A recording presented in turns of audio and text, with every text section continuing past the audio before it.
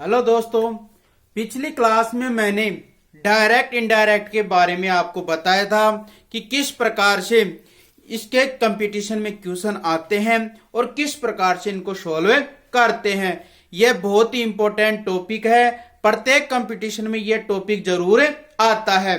तो मैंने समझाया था कि जब वाक्य पास्ट टेंस में हो, जैसे मान लो आपके पास यह क्वेश्चन आ गया, Mamta said to Ram, Mamta said to Ram, you have stolen my purse. ये क्वेश्चन आ गया मान लो। अब इसको किस प्रकार से सोल्व करते हैं, एक क्वेश्चन के आधार पर ही सारे क्वेश्चन इस पर डिपेंड करते हैं। तो किस प्रकार से इनको सोल्व करते हैं, देखो मैंने कहा था कि ये इस भाग को कहते हैं इन्वर्टेड कोमा। इस भाग को क्या कहते हैं, इन्वर्टेड कोमा। इन्वर्टेड कोमा के पहले वाले भाग को रिपोर्टिंग वर्ब कहते हैं। इन्वर्टेड कोमा के पहले वाले भाग को रिपोर्टिंग वर्ब कहते हैं और इन्वर्टेड कोमा के दूसरे वाले भाग को रिपोर्टेड स्पीच कहते हैं। क्लियर। मैंने कहा था कि सबसे पहले किसको हल करेंगे, रिपोर्टिंग वर्ब को हल करेंगे। तो यदि वाक्य किस में हो, पास्ट टेंस में, तो निम्न प्रकार से इसको सोल्व करते हैं। यदि वाक्य पास्ट टेंस में हो, और पास्ट टेंस का मैंने बताया था कि सैड होगा या सैड टू होगा, तो वो आरबी किस में जाता है, पास्ट टेंस में। इससे कोई इसका लेना देना नहीं है, आरबी पास्ट टेंस में होना चाहिए। तो पहला नियम क्या था, आरबी के सब्जेक्ट को वैसा का वैसा रख देंगे। किसको, आरबी के सब्जेक्ट को वैसा का वैसा रख देंगे। तो यहां पर आरबी का सब्जेक्ट कौन है, ममता है। पहला नियम हो गया कि आरबी के सब्जेक्ट को वैसा का वैसा रख देंगे, पहला नियम क्लियर। दूसरा नियम है, यदि आरबी में सैड आए तो सैड में बदलोगे। यदि आरबी में सैड आए तो सैड में, और सैड टू आए तो उसको किस में बदलते हैं, टोल्ड में बदल देते हैं। क्लियर। सैड आए तो सैड में और सैड टू आए तो टोल्ड में बदल देंगे। यहां पर सैड टू है तो किस में बदलोगे, टोल्ड में बदल देंगे। दो नियम हो गए। तीसरा नियम है, यदि आरबी में ऑब्जेक्ट दिया हो तो उसको वैसे की वैसे लिख देंगे। क्लियर। तीन नियम हो गए। चौथा नियम यह है, यदि आरएस साधारण है तो आईसी को हटाकर दैट का प्रयोग करेंगे। किसको हटाकर, आईसी का मतलब होता है इन्वर्टेड कोमा को हटा देंगे, उसको हटाकर दैट का प्रयोग कर देंगे। फिर मैंने बताया था कि यदि आरएस का मतलब होता है रिपोर्टेड स्पीच में कौन कौन हो, आई, माई, मी, वी, आवर, अस, ये आ जाए किसमें, आरएस में, तो उसको आरबी के सब्जेक्ट के अनुसार परिवर्तन करते हैं। यानी यहां पर या आरएस में कहीं पर भी आई, माई, मी, वी, आवर, अस आ जाए तो आरबी के सब्जेक्ट के अनुसार परिवर्तन कर देते हैं। और यदि आरएस में यू, योवर और यू आ जाए तो उसको आरबी के ऑब्जेक्ट के अनुसार परिवर्तित करते हैं। और आरएस में ही, his, him, she, her, they, there, them आ जाए उसका कोई परिवर्तन नहीं होता है। तो आ गया क्लियर। अब यहां पर अपने पास कौन है, यू है। यू किसके पास जाता है, आरबी के ऑब्जेक्ट के पास जाएगा। आरबी का ऑब्जेक्ट है ही, कौन है, ही, और यहां पर आ जाएगा यू। तो ये यू किसके पास गया, राम के पास, तो यहां पर हो जाएगा ही। क्लियर यहां तक। दूसरा नियम होता है, यदि आरबी पास्ट टेंस में हो तो आरएस की हेल्पिंग वर्ब में भी परिवर्तन होता है। और मैंने पिछली क्लास में नियम लिखाए थे कि वर्ब की फर्स्ट फॉर्म में एस या ईएस आ जाए तो सेकंड फॉर्म में, डूड आ जाए तो डिड में, इजमार आ जाए तो वाजवर में, हैज आ जाए तो हेड में, सेकंड फॉर्म आ जाए तो हेड में, डिड आ जाए तो भी हेड में, वाजवर आ जाए तो हेड बीन में बदले देते हैं। अब यहां पर हैव है तो हैव को आने पर हैड में बदल देते हैं। स्टोलन का स्टोलन हो जाएगा। अब माई किसके पास जाएगा? माई नियमानुसार आरबी के सब्जेक्ट के पास जाएगा, और आरबी का सब्जेक्ट कौन है? सी, हर, और वहां पर कौन है? आई, माई, मी। अब ये जो माई है वो किसके पास गया? सी के पास गया, और सी का इसके सामने वाला कौन है? हर है। तो यहां पर क्या लिख दोगे? हर, और पर्स का पर्स हो जाएगा। इस प्रकार से डायरेक्ट को इनडायरेक्ट में बदल सकते हैं। कैसे भी वाक्य हुए आपको ये ऐसे नियमों के अनुसार आपको उसको चेंज कर देंगे। क्लियर? अब मान लो आपके पास क्वेश्चन आ गया। देखो अपन गलती कहां से करते हैं। जैसे मान लो आपके पास क्वेश्चन आ गया, Sita said I was late, ये क्वेश्चन आ गया। अब हम इसको किस प्रकार से सोल्व करते हैं? आपको पहले बता दिया, ये आई सी इन्वर्टेड कोमा, ये रिपोर्टिंग वर्ब और ये रिपोर्टेड स्पीच है। सबसे पहले रिपोर्टिंग वर्ब के सब्जेक्ट को ऐसे के ऐसे, सैड ही आया है तो सैड का सैड लिख दोगे। क्लियर? अब बेचारे आईसी साधारण है तो इसको किस में बदल दोगे? दैट में बदले देखो। क्लियर? अब आरएस का सब्जेक्ट कौन है? आई किसके पास जाएगा? सीता के पास नियमानुसार, तो यहां पर किस में हो जाएगा? सी में बदले जाएगा। अब गलती यह होती है कि वाजवर अपन बता रखे हैं कि वाजवर प्लस वर्ब की फर्स्ट फॉर्म में आईएनजी आ जाए तो हैड बीन प्लस वर्ब की फर्स्ट फॉर्म में आईएनजी बदलते हैं, लेकिन यहां पर वाज अकेला है तो अपन क्या कर देते हैं? हैड ही लगा देते हैं और बाकी का ऐसे कैसे लिख देते हैं। तो ये जो करते हैं वो क्या हो जाता है? गलत हो जाता है। तो ध्यान रखना, नियम है यदि वाजवर भी आ जाए, वाजवर प्लस वर्ब की फर्स्ट फॉर्म में आईएनजी आने पर had plus been plus verb की फर्स्ट फॉर्म में आईएनजी में बदले देते हैं। तो वाजवर आ जाए तो भी किस में बदलोगे? हैड बीन में बदलोगे। ठीक है? और लेट का लेट हो जाएगा। तो इस प्रकार से जो डायरेक्ट में किसी भी प्रकार के क्वेश्चन आए हम इसको इस प्रकार से बदल देते हैं। अब मान लो कंपटीशन में एक थोड़े इतने छोटे न देकर आपको लेंथी क्वेश्चन दे दें तो उसको किस प्रकार से बदलते हैं। देखो, the teacher said to me you have not completed your work, so I will punish you। इस प्रकार का आपका क्या आ गया?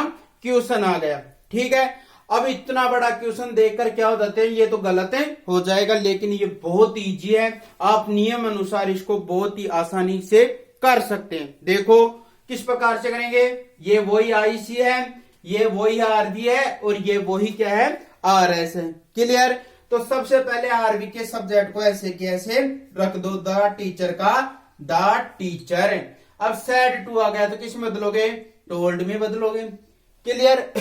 आरबी के ऑब्जेक्ट को वैसा के वैसा, आईसी को हटाकर दैट का प्रयोग कर देंगे। अब किसके पास जाएंगे? सब्जेक्ट के पास। यू किसके पास गया? मी के पास, तो किस में बदल गया? आई में बदल गया। है जब आने पर हैड में, नॉट का नॉट, कंप्लीटेड का कंप्लीटेड ही रहेगा। अब योवर किसके पास जाएगा? मी के पास। देखो, आई, माई, मी, यू, योवर और यू। अब ये जो योवर है वो किसके पास गया? मी के पास, और इसके सामने कौन है? माई है, तो ये क्या आ जाएगा? My work. अब यहां पर सो है तो सो का सो। अब ये बेचारा आई है, आई किसके पास जाएगा? टीचर के पास। टीचर कौन होता है? ही होता है, तो यहां पर क्या आ जाएगा? ही आ जाएगा। अब विल सेल को किस में बदलते हैं? वुड में बदले देते हैं। पनिश का पनिश। अब देखो जो यू है, ये जो यू है ये जो यू है ये वाला, ये किस प्रकार से मानते हैं कि जो वर्ब के बाद में आता है वो ऑब्जेक्टिव यू होता है और वर्ब से पहले आता है वो सब्जेक्टिव यू होता है। तब ये यू किसके पास गया, मी के पास, ये यू इसके पास ही गया, तो इसके सामने कौन है, मी है, तो यहां पर क्या आ जाएगा, पनिश का पनिश आ जाएगा। क्लियर। तो इतना बड़ा क्वेश्चन होने पर भी डरने की कोई जरूरत नहीं है, बहुत ही आसानी से अपन इसको कर सकते हैं कि I had not completed my work so he would punish me. Clear. अब इसके बाद ये तो कौन से थे, साधारण वाले वाक्य। अब मान लो डायरेक्ट इनडायरेक्ट में देखो, इंट्रोगेटिव सेंटेंस, इंट्रोगेटिव सेंटेंस ये क्या होते हैं, ये भी बहुत ही ज्यादा क्वेश्चन इसके भी आते हैं। मैंने बताया था कि इंट्रोगेटिव सेंटेंस दो प्रकार से आरंभ होते हैं, किस किस से, हेल्पिंग वर्ब से, और एक होता है WH वर्ड से। WH वर्ड से हेल्पिंग वर्ब आप जानते हो, do, does, did, has, have, had, will, shall, ये सब क्या होती हैं, हेल्पिंग वर्ब होती हैं। और WH वर्ड भी आप जानते हो कि व्हेन, व्हाई, वेयर, विच, ये सब WH वर्ड होते हैं। अब इस प्रकार के क्वेश्चन आते हैं तो उसको किस प्रकार से अपन हल करते हैं। जैसे क्वेश्चन आ गया, he said to me do you not go to school. एक तो ये क्वेश्चन आ गया। एक आ गया आपके पास, he said to me what are you doing, what are you doing. एक क्वेश्चन ये आ गया।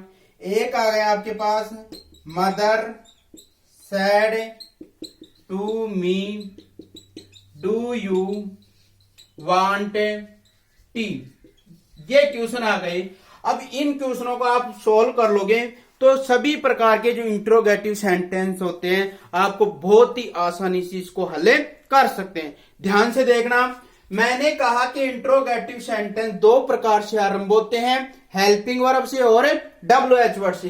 पहला किससे शुरू है, हेल्पिंग वर्ब से, तो पहले को हल करते हैं। वही आईसी है, वही रिपोर्टिंग वर्ब है, वही रिपोर्टेड स्पीच है। पहला वाला नियम, आरवी के सब्जेक्ट को वैसा का वैसा रख देंगे, तो ही का ही। क्लियर। अब इंट्रोगेटिव सेंटेंस में यदि सैड आए या सैड टू आए, कोई सा भी आए, चाहे तो सैड आ जाए चाहे सैड टू आए, उसको हमेशा आस्क्ड में बदल देते हैं। किस में बदलते हैं, आस्क्ड में बदल देते हैं। तो सैड टू आया तो किस में बदला, आस्क्ड में बदल दिया। ऑब्जेक्ट दिया हो तो उसको इस प्रकार से ही आप वैसे का वैसे लिख देंगे। क्लियर। अब देखो, यदि RS हेल्पिंग वर्ब से आरंभ हो तो, यदि RS किससे शुरू हो, हेल्पिंग वर्ब से शुरू हो तो IC को हटाकर, किसको, IC को हटाकर इफ का प्रयोग करेंगे।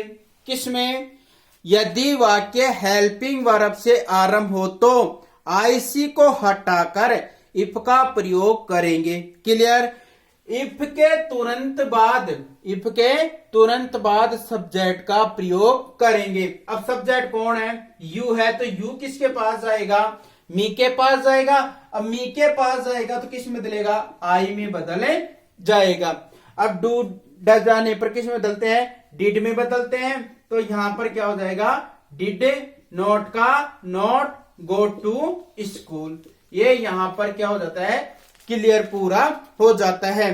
तो इस प्रकार से अपन इसको इंट्रोगेटिव सेंटेंस की हेल्पिंग वर्ब को बदल देते हैं कि आईसी को हटाकर इफ का प्रयोग, इफ के तुरंत बाद सब्जेक्ट का प्रयोग करना है। शेष नियम वैसे के वैसे रहेंगे। अब दूसरा वाला वाक्य किससे है, WH वर्ड से शुरू है, तो वही नियम है, ही का ही, सेड टू का आस्क्ड, मी का मी। अब देखो, यदि इंट्रोगेटिव सेंटेंस WH वर्ड से आरंभ हो, किससे शुरू हो, WH वर्ड से आरंभ हो, तो IC को हटाकर WH वर्ड का ही प्रयोग करेंगे।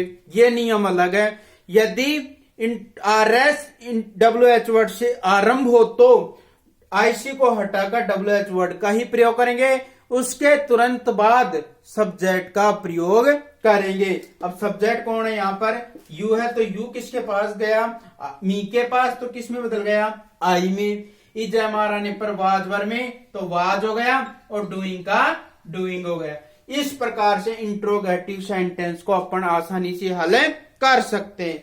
अब ये क्वेश्चन देखो, ये अपवाद है, अब इसको किस प्रकार से हल करते हैं, वही आईसी, वही आरबी, वही आरएस। तो मदर का तो क्या हो जाएगा, मदर, सेड टू का आस्क्ड, मी का मी, वाक्य किससे है, हेल्पिंग वर्ब से, तो आईसी को हटाकर किस में बदल देंगे, आईसी को हटाकर इफ का प्रयोग करना है, इफ के तुरंत बाद सब्जेक्ट का प्रयोग करना है। सब्जेक्ट कौन है, यू है, तो यू किसके पास गया, मी के पास, तो किस में बदल गया, आई में बदल गया। अब देखो, यदि इंट्रोगेटिव सेंटेंस में, किसमें, इंट्रोगेटिव सेंटेंस में डू डज, ध्यान से सुनना, यदि इंट्रोगेटिव सेंटेंस में डू डज अकेला आ जाए, डू डज क्या आ जाए, अकेला आ जाए, तो डू डज को क्या कर देते हैं, हटा देंगे, डू डज को क्या कर देंगे, हटा देंगे। किसमें, यदि इंट्रोगेटिव सेंटेंस में चाहे हेल्पिंग वर्ब हो चाहे WH वर्ड हो, इंट्रोगेटिव सेंटेंस में डू डज अकेला आ जाए तो डू डज को तो क्या कर देंगे, हटा देंगे। जो वर्ब की फर्स्ट फॉर्म होती है उसको सेकंड फॉर्म में बदले देते हैं, तो डू डज को यहां पर क्या कर देते हैं, हटा देते हैं। अकेले का मतलब ये होता है, डू डज के साथ यहां पर नोट नहीं है तो वो क्या रहेगा, अकेला रहेगा। तो यहां पर सब्जेक्ट हो गया। अब वर्ब की फर्स्ट फॉर्म कौन है, वांट, तो इसकी सेकंड फॉर्म आ जाएगी वांटेड, टी का टी। क्लियर, तो हम इसको भी इस प्रकार से बदल देते हैं कि डू डज अकेला आ जाए तो हटा दो, और वर्ब की फर्स्ट फॉर्म को सेकंड फॉर्म में बदल देते हैं। इस प्रकार से अपन डायरेक्ट को इनडायरेक्ट में इस प्रकार से बदल सकते हैं। क्लियर यहां तक।